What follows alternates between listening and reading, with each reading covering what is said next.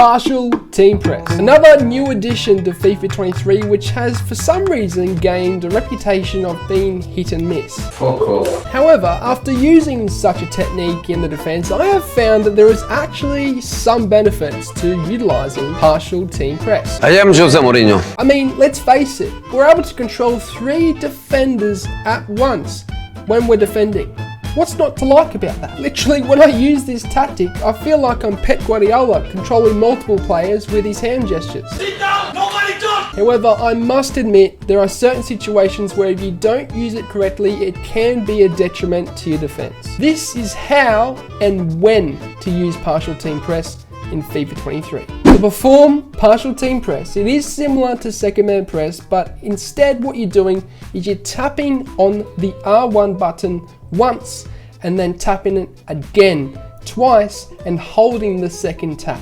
So you're tapping and then tapping again and holding, and this will activate the 2 closest defenders closest to your manually controlled player in the defense. And unlike second man press, these 2 defenders will mark the 2 closest attackers in your opponent's attack. Now this segment's going to be quite quick, but I'm going to tell you guys when not to use this. It's simply when the opponent is in the middle of the pitch. I find if you use this when the opponent is in the middle and you have your manually controlled player and you get 2 of the closest defenders to your manually controlled player to mark the other attackers, what this does is causes them to go off away from their positions and leave too many holes in the defense. This is exactly when it can become a detriment to your defense. However, I'm telling you now, this is super useful in times when your opponent is in his own half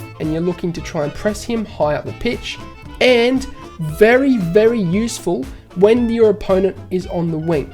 And here is why. Firstly, when your opponent is in his own half, he's caught out and he's attempting to try and get the ball out of his own half. A lot of the time he might be switching, or he might be trying to do quick tiki-taka passing out of the back to get up towards your goal. And what I find is if he is attempting to switch all of the time, sometimes the players won't mark the defenders as well if you are attempting to try and press them manually. However, if you want to catch him out, use partial team press to get your defenders to mark the attackers in his own half. And what this will do is limit his passing options coming out of the back. I find this is very useful to catch them out and essentially prevent them from building up their attack from their own half. Now the second best time to use this, and this is probably the most effective time, is when the opponent is on the wing. And the reason being is because what is the point of the opponent going to the wing? It's essentially to try and find a pass central to where the space has opened up. Now, why partial team press is super useful in this situation is because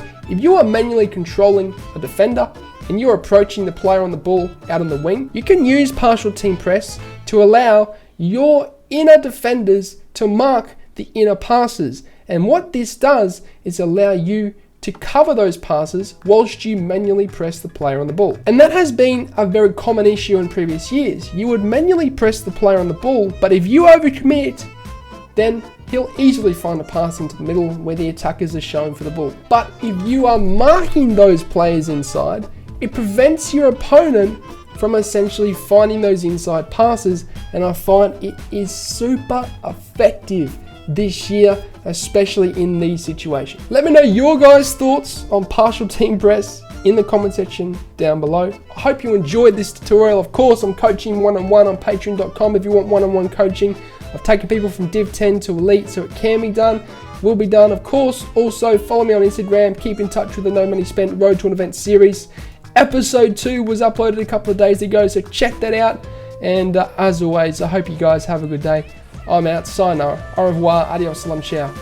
Goodbye. Thanks for watching. If you enjoyed the video, then I'd really appreciate it if you hit the subscribe button. And lastly, if you do want any pre-gaming fuel or supplement, then head over to atpscience.com, which is the first link in the description, and use the code AussieFIFA at checkout to get yourself a discount. Not only is it the cheapest way to get supplements, but it helps me out a ton, guys, so thank you.